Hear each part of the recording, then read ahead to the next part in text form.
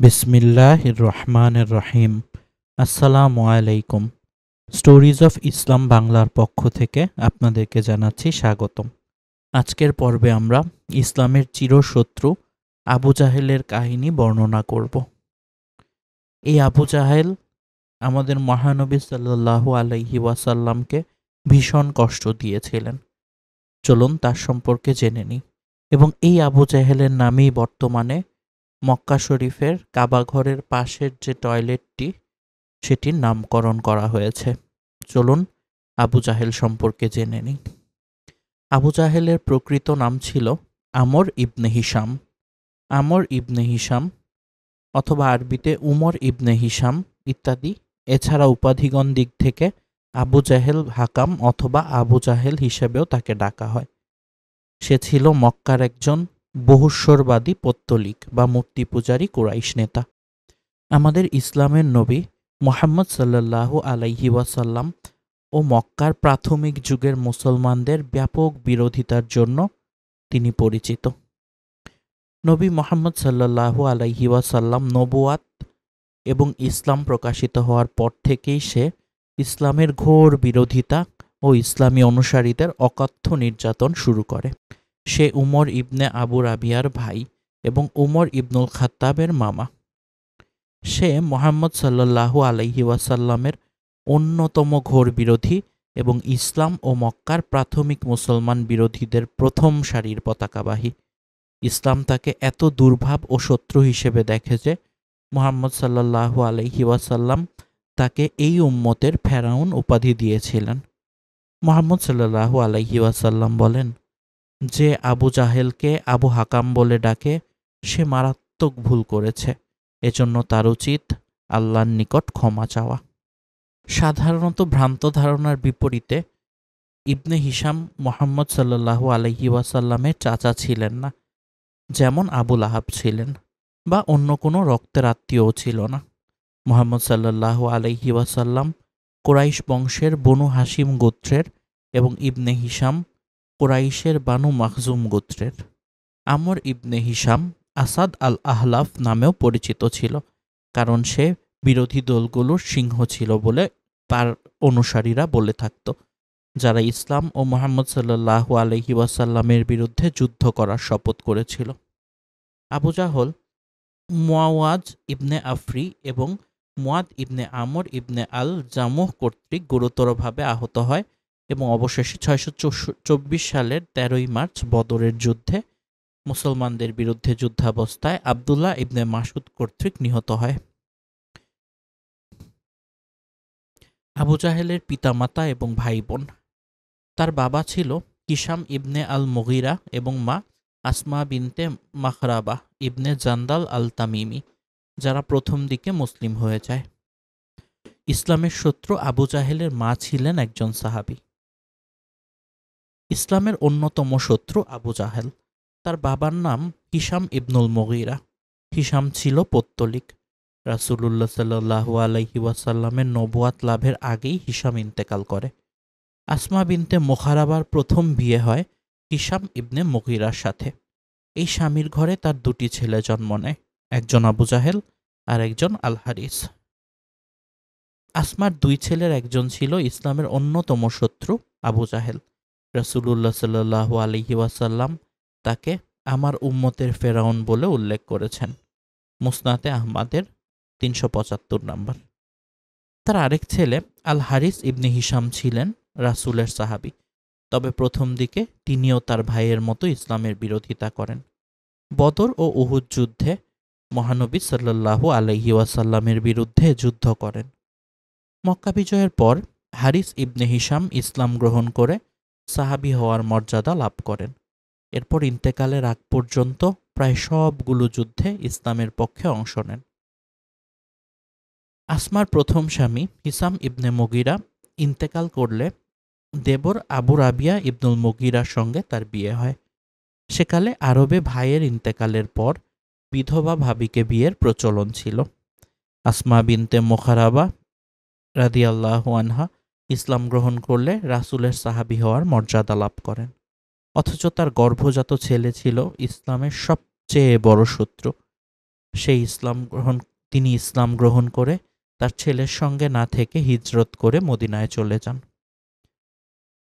ইসলাম গ্রহণ করার কারণে আবু জাহেল অন্য সাহাবীদের উপর নির্যাতন করত, কিন্তু সে তার মাকে নির্যাতন করেছে বলে জানা যায় না। দ্বিতীয় বিয়েতে আসমা রাদিয়াল্লাহু আনহার গর্ভে 2 ছেলে এবং 1 মেয়ে জন্মগ্রহণ করেন। তারা হলেন আইয়াশ ইবনে আবি রাবিয়া, আবদুল্লাহ রাদিয়াল্লাহু এবং উম্মে হুজাইর। আসমা বিনতে মুখারাবা রাদিয়াল্লাহু আনহা মদিনায় বসবাস করেন। তার এক ছেলে আবদুল্লাহ থাকতেন ইয়েমেনে। তিনি ইয়েমেন থেকে মায়ের জন্য আতর পাঠাতেন। আসমা সেই আতর ঘরে থাকাকালে নিজে ব্যবহার করতেন, কিছু আতর বিক্রি করতেন। মদিনার নারীদের কাছে তার আতর প্রসিদ্ধ ছিল। তখনকার যুগে সবচেয়ে ভালো আতর আসতো ইয়েমেন থেকে। সেজন্য মদিনার নারীরা ভালো আতর কেনার জন্য আসমা রাদিয়াল্লাহু আনহার বাসায় যেতেন। আসমা ছিলেন একদিকে ইসলামের ইতিহাসে সবচেয়ে কুখ্যাত ব্যক্তি আবু জাহেলের মা, আরেকদিকে সাহাবী আইয়াশ ইবনে আবি রাবিয়া, হারিস ইবনে হিশাম রাদিয়াল্লাহু এর মা। আবু জাহেল সারা জীবন ইসলামের বিরোধিতা করে গেল, এমনকি সাহাবীদের বিরুদ্ধে বদর যুদ্ধ করতে গিয়ে মৃত্যুবরণও করল। অথচ তার মা আসমা, ছেলে ইকরিমা, মেয়ে জুয়াইরিয়া ও আল হুনফা সহ পরিবারের কয়েকজন ইসলাম গ্রহণ করেন। আবু জাহেল চেয়েছিল দুনিয়া থেকে ইসলামের আলো নিভিয়ে দিতে, কিন্তু তার ঘরে ইসলামের আলো জ্বলে ওঠে। তার 8 জন পূর্ণ ভাই বোন ছিল। তারা হচ্ছে সালামা ইবনে হিশাম, উরওয়াদ ইবনে হিশাম, খালিদ ইবনে হিশাম, হারিস ইবনে হিশাম, ফাতিমা বিনতে আল ওয়ালিদ ইবনে মুগিরার স্বামী এবং উম্মে হাকিম অর্থাৎ জারা এবং সাদ অর্থাৎ সাইদ, আব্দুর রহমান মুগিরা এবং আবদুল্লাহর পিতা। আল আস ইবনে হিশাম সারা বিনতে হুকায়েকের স্বামী ছিলেন যিনি, এবং খালিদ ও ওয়ালিদের পিতা। হান্তামা বিনতে হিশাম খাত্তাব ইবনে নুফাইলের স্ত্রী এবং উমর, ফাতিমা, জায়েদ, সাফিয়ার মা। উম্মে হারমলা বিনতে হিশাম আল আস ইবনে ওয়াইলের স্ত্রী ও হিশামের মা। আবু জাহেলের স্ত্রী ও সন্তান। তার প্রথম স্ত্রী মুজালিদা বিনতে আমর ইবনে উমায়ের ইবনে মাবাদ ইবনে জুরারা, এবং তাদের সন্তান ছিল 1 ইকরিমা অর্থাৎ উম্মে হাকিম বিনতে আল হারিসের স্ত্রী, জুরারা তামিমি। তার দ্বিতীয় স্ত্রী হচ্ছে আরওয়া বিনতে আবি আল আস ইবনে উমাইয়া, এবং তাদের 8 জন কন্যা ছিল। তারা হচ্ছে শাখরা, আসমা, জামিলা, উম্মে হাকিম, উম্মে সাইদ, জুয়াইরিয়া, হুনফা, উম্মে হাবিব। একটি ইতিহাস বিষয়ক ভুল আছে। আবু জাহেলকে অনেকে রাসূল করিম সাল্লাল্লাহু আলাইহি ওয়াসাল্লামের চাচা মনে করে। আরবের মুশরিক গোষ্ঠীর নেতা আবু জাহেল। ইসলামের সঙ্গে তার শত্রুতা এবং নবী করিম সাল্লাল্লাহু আলাইহি ওয়াসাল্লামের প্রতি বিদ্বেষ ও বেয়াদবি সর্বজনবিদিত। তার সম্পর্কে কোনো কোনো মানুষকে বলতে শোনা গেছে যে সেও নবী করিম সাল্লাল্লাহু আলাইহি ওয়াসাল্লামের চাচা ছিল, যেভাবে আবুল আহাব তার চাচা ছিলেন। এটা আসলে একটি ভুল। আবুল আহাব খাজা আবদুল্লাহর ভাই এবং রাসূল করিম সাল্লাল্লাহু আলাইহি ওয়াসাল্লামের চাচা ছিলেন ঠিক, কিন্তু আবু জাহেল কোরাইশ বংশের লোক হলেও আব্দুল মুত্তালিবের সন্তান ছিল না। আবু জাহেলের বংশধারা এই আবু জাহল আমর ইবনে হিশাম ইবনে মুগিরা ইবনে আবদুল্লাহ ইবনে ওমর ইবনে মাখুম। এ থেকে প্রমাণিত হয় যে সে নবীজি মুহাম্মদ সাল্লাল্লাহু আলাইহি ওয়াসাল্লামের চাচা ছিল না। এবার চলুন দেখি বদর যুদ্ধে আবু জাহেলের কিভাবে মৃত্যু হয়। ইসলামের ইতিহাসে সবচেয়ে গুরুত্বপূর্ণ এক অধ্যায় বদর যুদ্ধ। মক্কার কাফের মুশরিকদের অকথ্য নির্যাতন সয়ে সাহাবীদের নিয়ে মদিনায় হিজরত করলেন রাসূলুল্লাহ সাল্লাল্লাহু আলাইহি ওয়াসাল্লাম। কিন্তু কাফেররা সেই মক্কাতে বসেও মদিনায় মুসলিমদের জীবন অতিষ্ঠ করা সব পায়তারা চালিয়ে গেল। আল্লাহর নির্দেশে কাফেরদের শায়েস্তা করতে হক বাতিলের পার্থক্য স্পষ্ট লড়াই সংঘটিত হয় মদিনার দক্ষিণ পশ্চিমে অবস্থিত বদর প্রান্তরে। বদরের যুদ্ধে মারা যায় কাফের শক্তির প্রধান সেনাপতি, ইসলামের ঘোরতর শত্রু আবু জাহেল। 2 জন কিশোর সহোদর ভাইয়ের হাতে নিহত হয় কাফেরদের প্রতাপশালী নেতা আবু জাহেল। এই 2 সহোদর যখন শুনেছেন কাফেরের সর্দার আবু জাহেল নবীকে মক্কায় সবচেয়ে বেশি কষ্ট দিয়েছে, নির্মম নির্যাতনের পর নবীজি মদিনায় আসার পথেও তাকে শান্তি দেয়নি আবু জাহেলরা, তাকে হত্যার চেষ্টা করেছিল। নবীজির কষ্টের কথা শুনে তারা শপথ করেছিল আবু জাহেলকে দেখা মাত্রই তারা হত্যা করবে। ঐতিহাসিক বদর যুদ্ধে আবু জাহেলও বদর প্রান্তে এসেছে। তার ইচ্ছা আল্লাহর নবী ও মুসলমানদের এবার শেষ করে দেবে। আবু জাহেলের রক্তে হাত রাঙানোর শপথে বলিয়ান দুই সহোদর ভাইও বদরের যুদ্ধে মাঠে এসে উপস্থিত হল। চোখে আবু জাহেলকে হত্যার নেশা, মনে বহুদিনের পোষে রাখা ক্ষোভ। নাঙ্গা তলোয়ার হাতে দাঁড়ালেন যুদ্ধ মাঠে।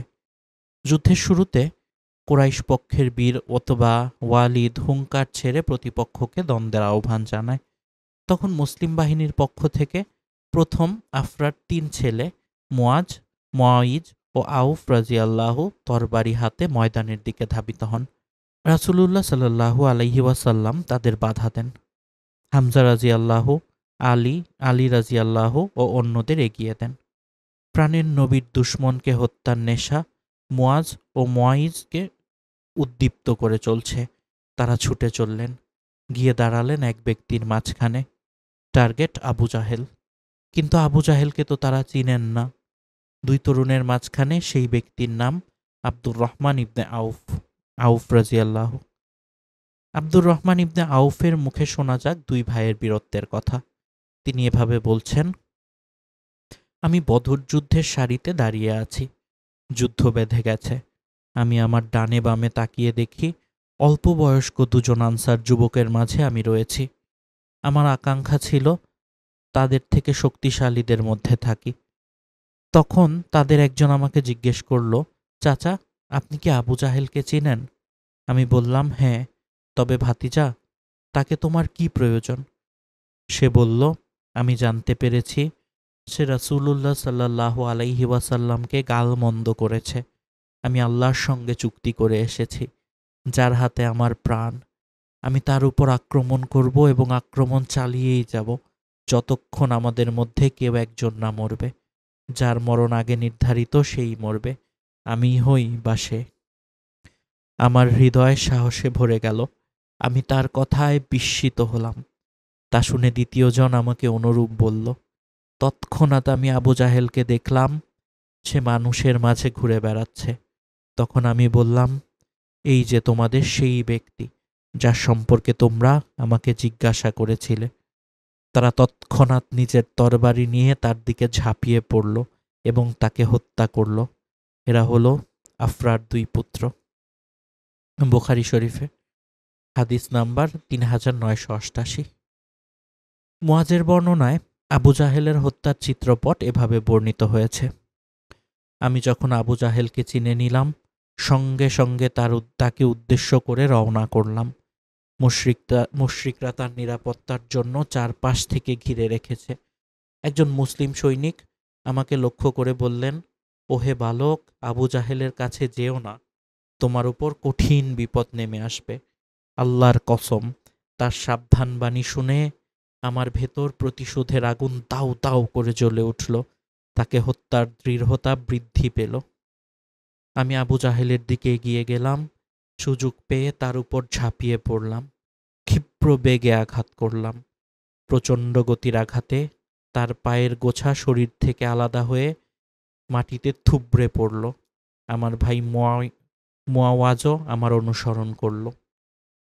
সে আবু জাহেলের উপর চড়ে বসে তার গলায় ছুরি চালাতে লাগল। মুশরিকরা আবু জাহেলকে বাঁচানোর জন্য তার দিকে তীর বর্ষা নিক্ষেপ করতে লাগল। চতুর্মুখী আক্রমণে সে নিস্তেজ হয়ে পড়ল। তিনি শহীদ হয়ে আবু জাহেলের পাশেই পড়ে রইলেন। আবু জাহেলের দুই পুত্র ইকরামা আমার কাঁধের উপর তরবারির আঘাত চালালো। আমার বাম হাত কাঁধ থেকে বিচ্ছিন্ন হয়ে যাবার উপক্রম হলো, কিন্তু হাতটি বাম পাঁজরের চামড়ার সঙ্গে ঝুলে থাকল। যুদ্ধ থেমে গেল। মুশরিকরা পালানোর পথ ধরল।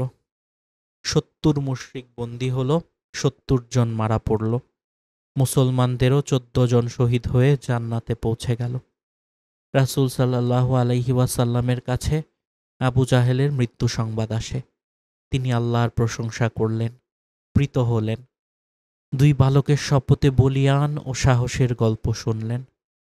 আল্লাহর রাসূলের প্রতি ভালোবাসা ও আনুগত্যের আকুণ্ঠ সমর্থন দেখে তিনি বেজায় খুশি হলেন। তাদের জন্য দোয়া করলেন, কাছে ডাকলেন। আব্দুর রহমান ইবনে আউফ রাদিয়াল্লাহু তাদের কাছে মুগ্ধ হয়ে ওই দুই ভাইয়ের মধ্যে অবস্থান করে তিনি বললেন, ওই দুই ভাইয়ের মাঝে অবস্থান করে আমি যে আনন্দ পেয়েছি তা আর কোনো দুজনের মধ্যে অবস্থান করে পাইনি। রাসূলের কথা আলাদা। ইতিহাসের নিকৃষ্ট চরিত্র আবু জাহেলের হত্যাকারী দুই মুসলিম তরুণের মা আফরা বিনতে উবাইদ রাদিয়াল্লাহু আনহা ছিলেন ইসলামের ইতিহাসে বিরলতম উদাহরণ। এই মহিয়সী নারীর ৭ সন্তানই বদর যুদ্ধে অংশগ্রহণ করেছিলেন। এবার চলুন দেখে নেওয়া যাক ইসলামের চিরশত্রু আবু জাহেলের ছেলে যেভাবে মুসলমান হয়েছিলেন। ইসলামের প্রথম যুগে মক্কার সবচেয়ে স্বেচ্ছাচারীদের একজন ছিল আবু জাহেল। সে ছিল মক্কার মুশরিকদের নেতা ও কঠোর অত্যাচারী। আল্লাহ তাআলা তার অত্যাচার উৎপীড়নের মাধ্যমে মুমিনদের ঈমান পরীক্ষা করেছেন এবং তারা সে পরীক্ষায় সফল হয়েছেন। আবু জাহেলের ছেলের নাম ইকরামা। রাসূল সাল্লাল্লাহু আলাইহি ওয়াসাল্লাম যখন মক্কার মানুষকে আল্লাহর একত্ববাদ বা তাওহীদের প্রতি আহ্বান জানালেন, তখন তিনি ছিলেন টগবগে যুবক। বাবার নেতৃত্বে তিনিও রাসূল সাল্লাল্লাহু আলাইহি ওয়াসাল্লামের বিরোধিতায় নামেন। মুসলিমদের বিরুদ্ধে তার অবস্থান এতটাই কঠোর ছিল যে এসব দেখে আবু জাহেল চরম তৃপ্তি অনুভব করত।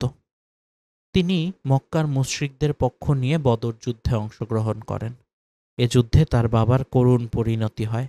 বাবার মৃত্যুর প্রতিশোধ নিতে তিনি উহুদ যুদ্ধ অংশগ্রহণ করেন। খন্দক যুদ্ধেও তিনি মুসলমানদের বিরুদ্ধে লড়েছিলেন। মক্কা বিজয়ের সময়ও ইকরামা মুসলমানদের বিপক্ষে প্রতিরোধ গড়ে তোলেন। তবে বিখ্যাত সাহাবী খালিদ ইবনে ওয়ালিদ রাদিয়াল্লাহু এর নেতৃত্বে মুসলিম বাহিনীর সামনে তার প্রতিরোধ ব্যূহ তছনছ হয়ে যায়। এ সময় ইকরামা প্রাণ বাঁচানোর জন্য সেখান থেকে পালিয়ে যান। এদিকে রাসূলুল্লাহ সাল্লাল্লাহু আলাইহি ওয়াসাল্লাম মক্কা বিজয়ের পর সবাইকে সাধারণ ক্ষমা ঘোষণা করলেও এতদিন লাগাতার ইসলামের বিরুদ্ধে বিষোদাগার করে গেছে এমন কিছু লোকের তালিকা তৈরি করলেন এবং তাদের ক্ষমা না করার কথা জানালেন। এই তালিকার শীর্ষে ছিল ইকরামার নাম। এই ঘোষণা শোনার পর কোনো উপায়ন্তর না দেখে মক্কা থেকে ইয়ামেনের দিকে যাত্রা করলেন ইকরামা। এদিকে ইকরামার স্ত্রী উম্মু হাকিম রাসূলুল্লাহ সাল্লাল্লাহু আলাইহি ওয়াসাল্লামের কাছে গিয়ে ইসলাম গ্রহণ করলেন এবং তার স্বামীর জন্য আল্লাহর রাসূল সাল্লাল্লাহু আলাইহি ওয়াসাল্লামের কাছে নিরাপত্তা চাইলেন। রাসূলুল্লাহ সাল্লাল্লাহু আলাইহি ওয়াসাল্লাম বললেন, সে নিরাপদ। রাসূলুল্লাহ সাল্লাল্লাহু আলাইহি ওয়াসাল্লামের নিরাপত্তার নিশ্চয়তা পাবার পর ইকরামার স্ত্রী তার সন্ধানে বের হলেন। তিহামা নামক অঞ্চলে সমুদ্র উপকূলে তিনি স্বামীকে খুঁজে পেলেন। তিনি ইকরামাকে রাসূল সাল্লাল্লাহু আলাইহি ওয়াসাল্লামের পক্ষ থেকে নিরাপত্তা প্রদানের সুসংবাদ শোনালেন। ইকরামার স্ত্রীর কাছে এই সংবাদ শুনে আশ্বস্ত হলেন এবং মক্কার দিকে রওনা হলেন। তিনি মক্কার কাছাকাছি পৌঁছালে রাসূলুল্লাহ সাল্লাল্লাহু আলাইহি ওয়াসাল্লাম সাহাবীদের বললেন, শিগগিরই ইকরামা কুফর ত্যাগ করে মুমিন হিসেবে তোমাদের কাছে আসছে। তোমরা তার পিতাকে অর্থাৎ আবু জাহেলকে গালি দেবে না, কারণ মৃতকে গালি দিলে জীবিতদের মনোকষ্টের কারণ হয় এবং মৃতের কাছে তা পৌঁছে না। হে আল্লাহ, যত শত্রুতাই সে আমার সঙ্গে করেছে তোমার নূরকে নিভিয়ে দেওয়ার জন্য যুদ্ধের ময়দানে উপস্থিত হয়ে যত পথই সে ভ্রমণ করেছে সব কিছু তাকে ক্ষমা করে দাও। আমার সামনে বা অগোচরে আমার মানহানির যত কথাই সে বলেছে তাও তুমি ক্ষমা করে দাও। ইকরামা রাসূল সাল্লাল্লাহু আলাইহি ওয়াসাল্লামের দরবারে পৌঁছালে রাসূল সাল্লাল্লাহু আলাইহি ওয়াসাল্লাম তার কাছে এগিয়ে এলেন এবং তাকে ক্ষমার কথা বললেন। এ কথা শুনে ইকরামা বললেন, এ দাওয়াতের পূর্বেই আপনি ছিলেন আমাদের মধ্যে সবচেয়ে সত্যবাদী এবং সবচেয়ে সৎকর্মশীল। এরপর তিনি বললেন, আশহাদু আল্লা ইলাহা ইল্লাল্লাহু ওয়া আশহাদু আন্নাকা আবদুহু ওয়া রাসূলুহু। রাসূলুল্লাহ সাল্লাল্লাহু আলাইহি ওয়াসাল্লাম ইকরামাকে বললেন, অন্য কাউকে আমি দিচ্ছি, এমন কিছু যদি আজ তুমি আমার কাছে চাও আমি তোমাকে দেব। ইকরামা বললেন, আমি আপনার সঙ্গে যত শত্রুতা করেছি, যত যুদ্ধে আপনার মুখোমুখি হয়েছি এবং আপনার যত বিরোধিতা করেছি, সব কিছুর জন্য আপনি আল্লাহর কাছে আমার জন্য মাগফিরাত কামনা করুন, আমি ওইটাই চাই।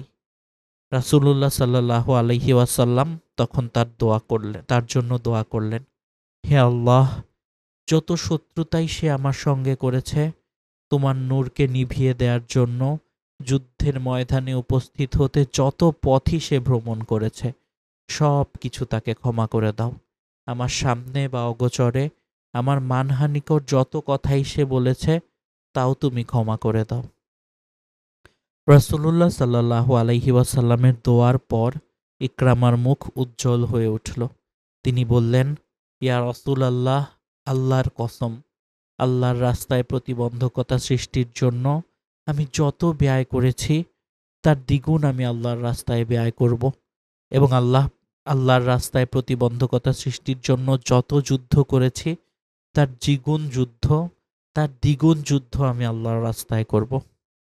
এরপর থেকেই তিনি দাওয়াতের মিছিলে প্রবেশ করলেন, হলেন যুদ্ধের ময়দানের অশ্বারোহী, মসজিদের সর্বাধিক ইবাদতকারী, রাত্রি জাগরণকারী ও আল্লাহর কিতাব পাঠকারী।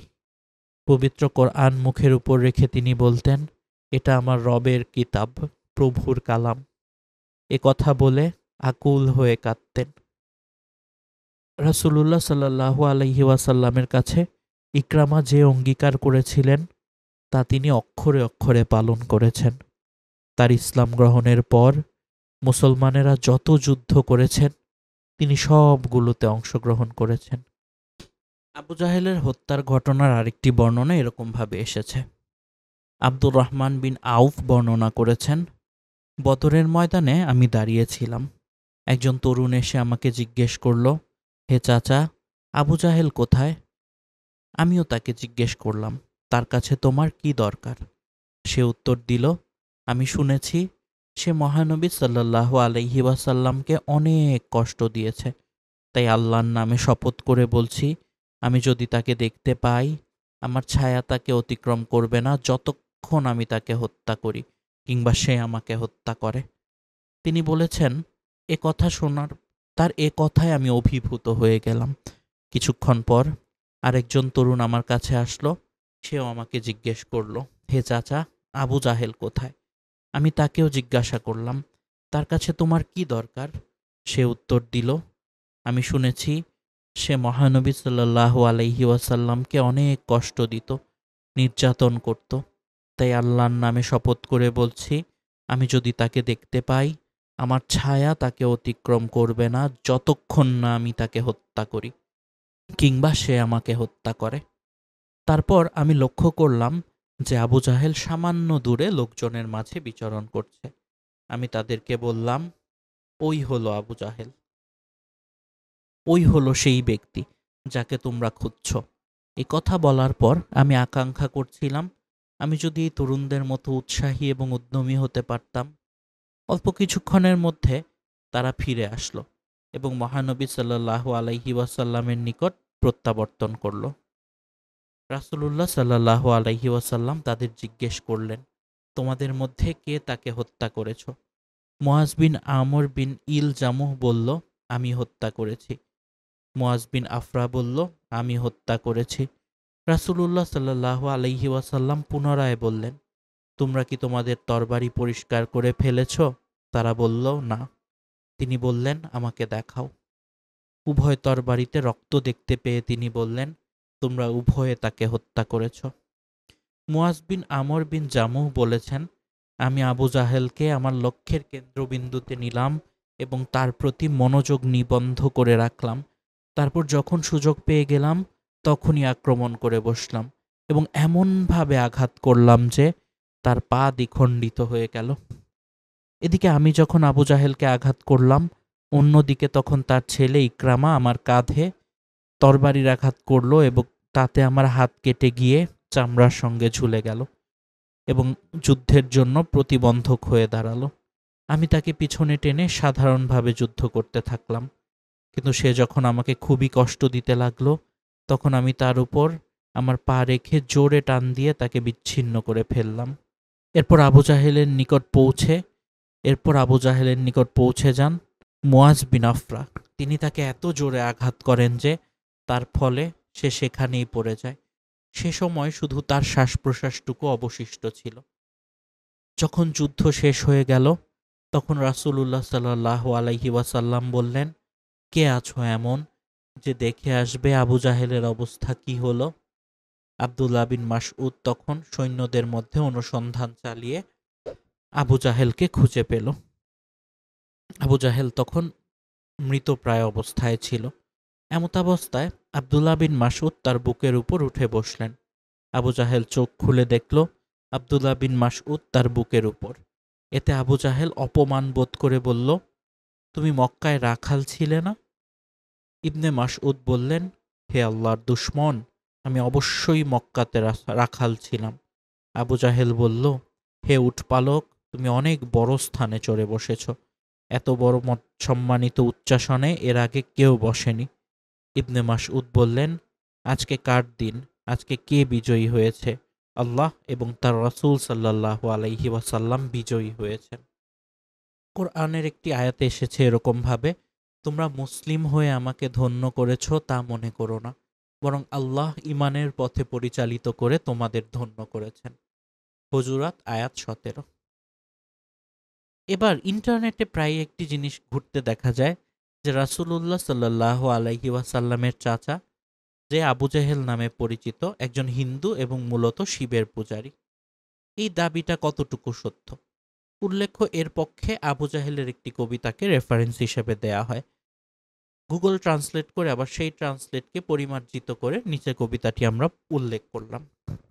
কবিতাটি ছিল এরকম: যে ব্যক্তি পাপ ও অবাধ্যতায় তার জীবন কাটাতে পারে বা কুৎসিত ও ক্রোধে তা বর্জন করতে পারে, যদি অন্তত তিনি ধার্মিকতা ও ন্যায়পরায়ণতার কাছে ফিরে যান, তবে কি সে রক্ষা পাবে?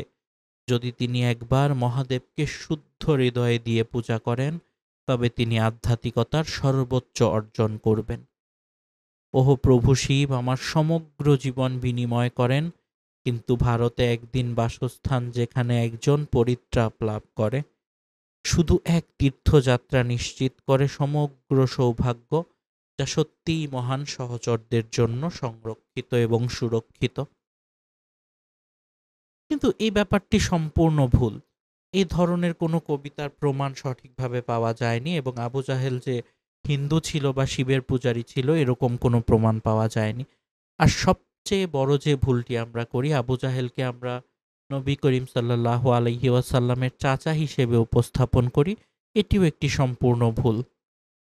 সে কোনোভাবেই নবী করিম সাল্লাল্লাহু আলাইহি ওয়াসাল্লামের চাচা ছিল না। এছাড়া ভারতের বাইরে হিন্দু মিথোলজি কোনোদিন যায়ইনি, তাহলে আবু জাহেল কিভাবে ভারতের দেবদেবীদের সম্পর্কে জানতে পারেন? এবার চলুন দেখি দিন প্রচার থামাতে যেভাবে নির্যাতন করত আবু জাহেল এবং তার বাহিনী এবং তার লোকেরা। আল্লাহর দেওয়া দিন ইসলামকে পূর্ণাঙ্গ জীবন ব্যবস্থা হিসেবে প্রতিষ্ঠিত করতে মহানবী সাল্লাল্লাহু আলাইহি ওয়াসাল্লাম অক্লান্ত পরিশ্রম করেছেন। অমানসিক নিপীড়ন ও অকথ্য নির্যাতনে নীরবে সহ্য করেছেন। আল্লাহর দেওয়া দায়িত্ব পালনে সামান্য ত্রুটিও করেননি, কেননা আল্লাহ তাআলা বলেছেন, অতএব আপনি উপদেশ দিতে থাকেন, কেননা আপনি উপদেশদাতা বই কিছুই নন, আপনি তাদের কর্মনিয়ন্ত্রক নন। সূরা গাশিয়া আয়াত 21-22। মক্কার কুরাইশরা দিন ইসলামের প্রচার থামাতে মুসলিমদের উপর অত্যাচার ও নিপীড়ন শুরু করে। মক্কার শীর্ষস্থানীয়রা 25 ব্যক্তির সমন্বয়ে একটি প্রতিরোধ কমিটি গঠন করা হয়, যার নেতৃত্ব ছিল আবু লাহাব ইবনে আব্দুল মুত্তালিব। তারা মুসলিমদের উপর সব ধরনের শারীরিক ও মানসিক অত্যাচার অনুমোদন করে। হজের মৌসুমে আবু লাহাব রাসূলুল্লাহ সাল্লাল্লাহু আলাইহি ওয়াসাল্লামের পিছে লেগে থাকত। যেখানেই রাসূলুল্লাহ সাল্লাল্লাহু আলাইহি ওয়াসাল্লাম দাওয়াত দিতেন, সেখানেই সে তাকে গালি দিয়ে লোকদেরকে ভাগিয়ে দিত এবং বলতো, এ লোকটি বিধর্মী মিথ্যাবাদী, তোমরা এর কথা বিশ্বাস করো না। এমনকি জুল মাজাজ নামক বাজারে যখন তিনি লোকদের বলছিলেন, তোমরা বলো লা ইলাহা ইল্লাল্লাহ, তাহলে সফল কাম হবে, তখন পেছন থেকে তাকে লক্ষ্য করে সে পাথর ছুঁড়ে মারে। তাতে নবীজির পায়ের গোড়ালি পর্যন্ত রক্তাক্ত হয়ে যায়। মহানবী সাল্লাল্লাহু আলাইহি ওয়াসাল্লামের অনন্য ব্যক্তিত্ব, বংশীয় মর্যাদা ও আবু তালিবের আশ্রয়ের কারণে তার উপর সরাসরি আঘাত করা সহজ ছিল না। তাই তাদের প্রধান লক্ষ্যে পরিণত হয় দরিদ্র ও অসহায় মুসলিমরা। রাসূলুল্লাহ সাল্লাল্লাহু আলাইহি ওয়াসাল্লাম, আবু বকর ও উসমান রাদিয়াল্লাহু এর মতো অভিজাত ব্যক্তিরা প্রথমে নির্যাতন থেকে মুক্ত থাকলেও পরবর্তী সময়ে তারাও নানা অত্যাচার ও লাঞ্ছনার শিকার হন। একবার পবিত্র কাবা তাওয়াফ করার সময় মুশরিকরা রাসূলুল্লাহ সাল্লাল্লাহু আলাইহি ওয়াসাল্লামকে নিয়ে নানা ঠাট্টা বিদ্রূপ করল। প্রথম দুবার তিনি চুপ করে থাকলেন। তৃতীয়বার বললেন, কুরাইশের লোকেরা, আমি তোমাদের জন্য ধ্বংস বয়ে নিয়ে এনেছি। তার কথায় কুরাইশরা হতভম্ব হয়ে গেল, কিছুই বলতে পারল না। কিন্তু পরের দিন মহানবী সাল্লাল্লাহু আলাইহি ওয়াসাল্লাম তাওয়াফ করতে গেলে মুশরিকরা তার উপর ঝাঁপিয়ে পড়ে এবং গলায় চাদর পেঁচিয়ে ধরে, যেন দম আটকে যায়। আবু বকর রাদিয়াল্লাহু তাদের প্রতিহত করেন। এরপর তারা নবীজি সাল্লাল্লাহু আলাইহি ওয়াসাল্লামকে ছেড়ে দিল, কিন্তু আবু বকর রাদিয়াল্লাহুকে বেদম প্রহার করে, তার দাড়ি ধরে টানতে টানতে বাইরে নিয়ে যায়, ফলে তার মুখ ও মাথা ফুলে যায়। আরেকদিন মহানবী সাল্লাল্লাহু আলাইহি ওয়াসাল্লাম মসজিদুল হারামে সেজদারত অবস্থায় ছিলেন। তখন উকবা বিনতে আবি মুইত আল্লাহ রাসূলের মাথার উপর মরা উটের নাড়ি ভুঁড়ি চাপিয়ে দেয়, ফলে তিনি উঠতে পারছিলেন না। ফাতেমা রাদিয়াল্লাহু আনহা দৌড়ে এসে তার উপর থেকে নাড়ি ভুঁড়ি সরিয়ে দেন। ভারমুক্ত হওয়ার পর রাসূলুল্লাহ সাল্লাল্লাহু আলাইহি ওয়াসাল্লাম ওই পাষণ্ড সহ আরও কয়েকজনের নাম ধরে বদদোয়া করেন। তিনি বলেন, হে আল্লাহ, আবু জাহেলকে পাকড়াও করো, উতবা ইবনে রাবিয়া, শায়বা ইবনে রাবিয়া, ওয়ালিদ ইবনে উতবা, উমাইয়া ইবনে খালফ এবং উকবা ইবনে আবি মুইতকে পাকড়াও করুন। আবদুল্লাহ ইবনে মাসউদ রাদিয়াল্লাহু বলেন, রাসূলুল্লাহ সাল্লাল্লাহু আলাইহি ওয়াসাল্লাম যাদের জন্য বদদোয়া করেছিলেন তাদের বদরের দিন কূপের মধ্যে পড়ে থাকতে দেখেছি। সুবহানাল্লাহ। একদিন আবু জাহেল সাফা পাহাড়ের কাছাকাছি জায়গায় রাসূলুল্লাহ সাল্লাল্লাহু আলাইহি ওয়াসাল্লামকে গালমন্দ করে ও শাসিয়ে দেয়। নবীজি সাল্লাল্লাহু আলাইহি ওয়াসাল্লাম নীরব রইলেন, কোনো কথা বললেন না। এরপর আবু জাহেল নবীজি সাল্লাল্লাহু আলাইহি ওয়াসাল্লামের মাথায় এক টুকরো পাথর নিক্ষেপ করল।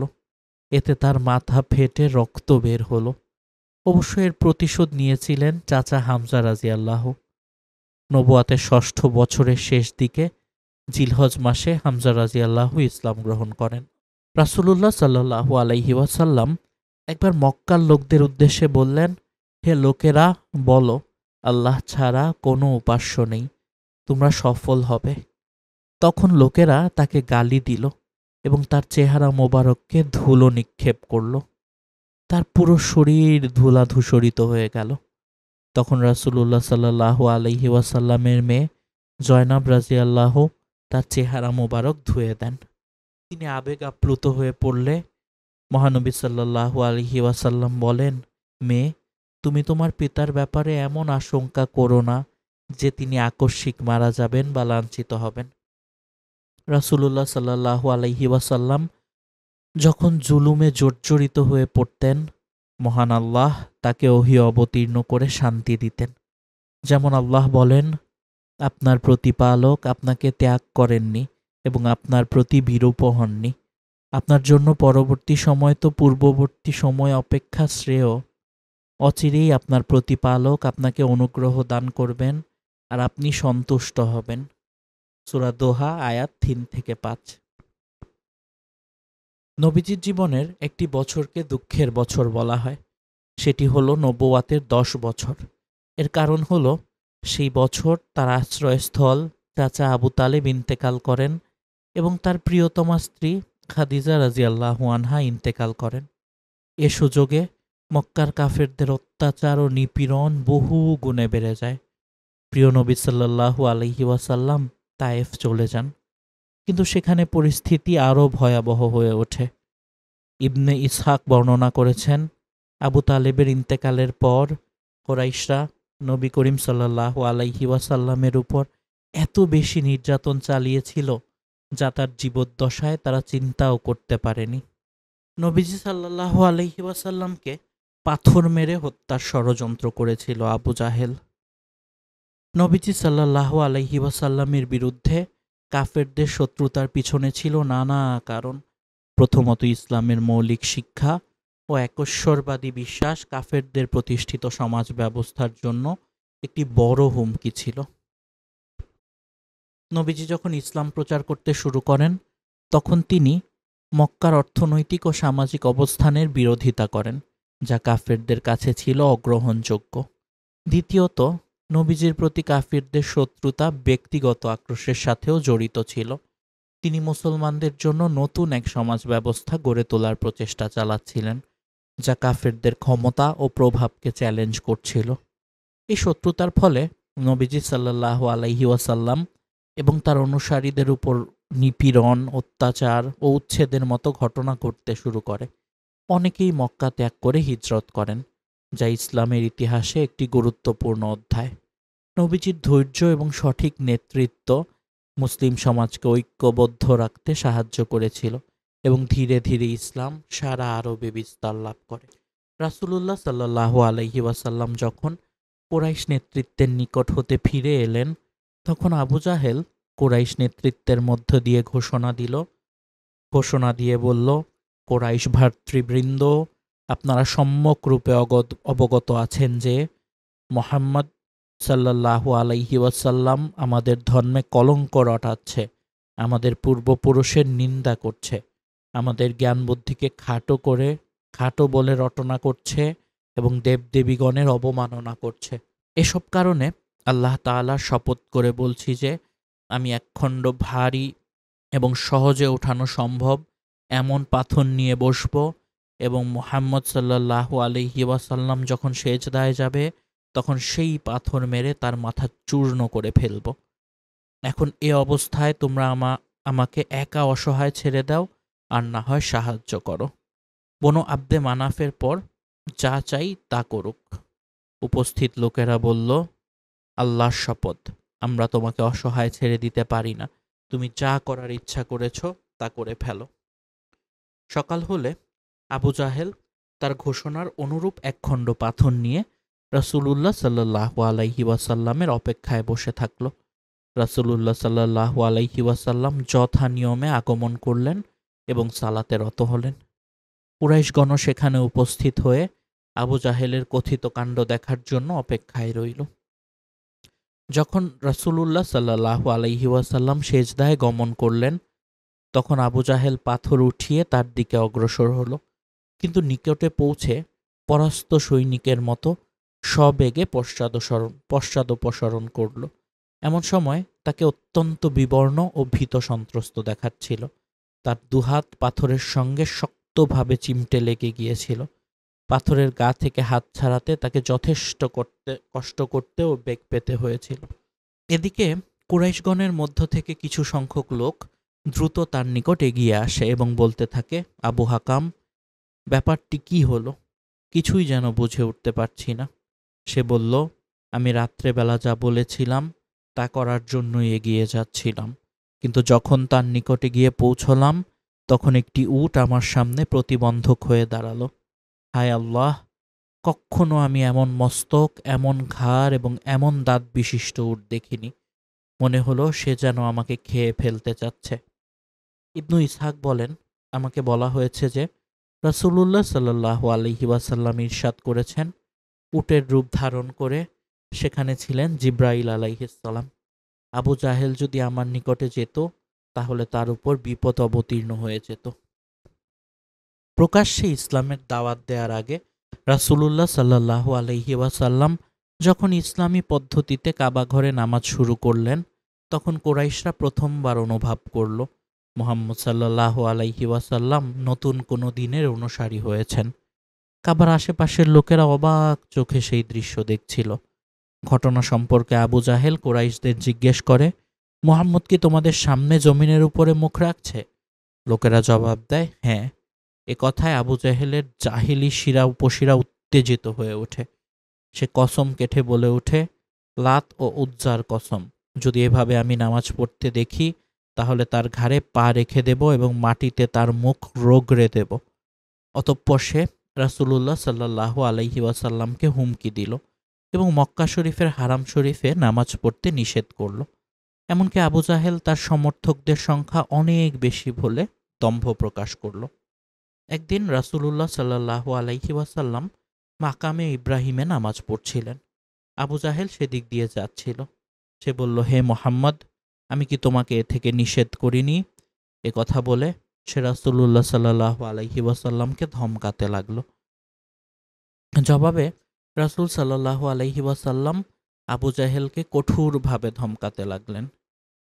রাসূলুল্লাহ সাল্লাল্লাহু আলাইহি ওয়াসাল্লামের ধমকানি শুনে সে বলল, হে মুহাম্মদ, কিসের জোরে তুমি আমাকে ভয় দেখাচ্ছ?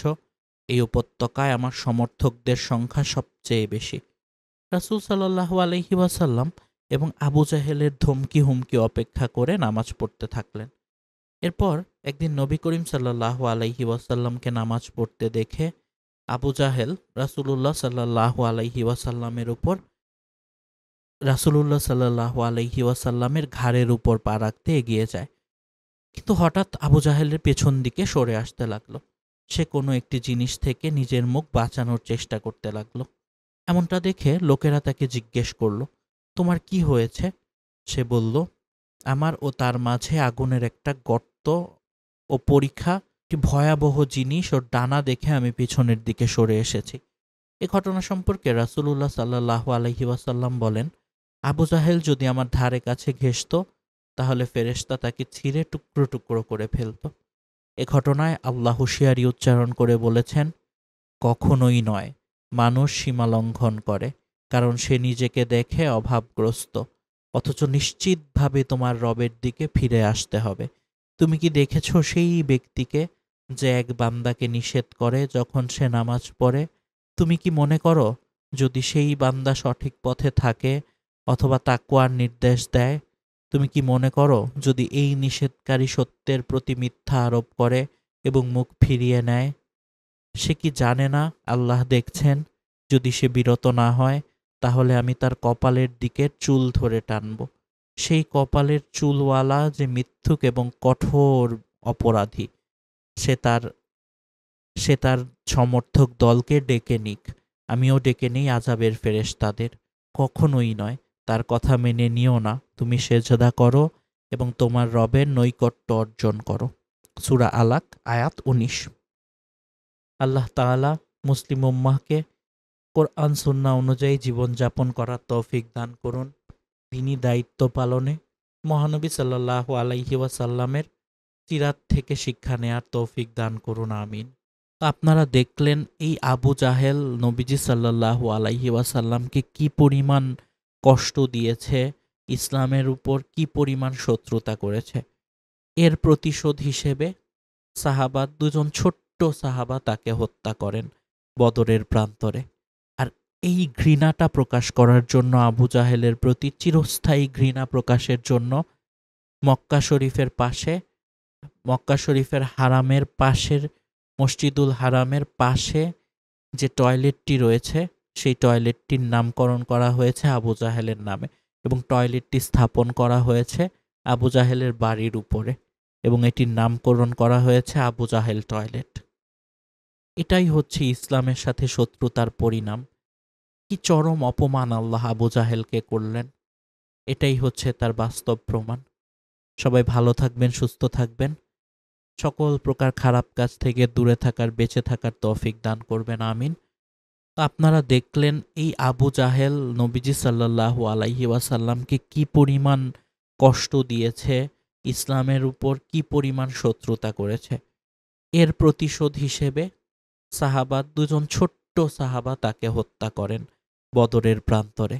আর এই ঘৃণাটা প্রকাশ করার জন্য, আবু জাহেলের প্রতি চিরস্থায়ী ঘৃণা প্রকাশের জন্য মক্কা শরীফের পাশে মক্কা শরীফের হারামের পাশের, মসজিদুল হারামের পাশে যে টয়লেটটি রয়েছে সেই টয়লেটটির নামকরণ করা হয়েছে আবু জাহেলের নামে, এবং টয়লেটটি স্থাপন করা হয়েছে আবু জাহেলের বাড়ির উপরে, এবং এটির নামকরণ করা হয়েছে আবু জাহেল টয়লেট। এটাই হচ্ছে ইসলামের সাথে শত্রুতার পরিণাম। কি চরম অপমান আল্লাহ আবু জাহেলকে করলেন, এটাই হচ্ছে তার বাস্তব প্রমাণ। সবাই ভালো থাকবেন, সুস্থ থাকবেন, সকল প্রকার খারাপ কাজ থেকে দূরে থাকার, বেঁচে থাকার তৌফিক দান করবেন, আমিন। আসসালামু আলাইকুম।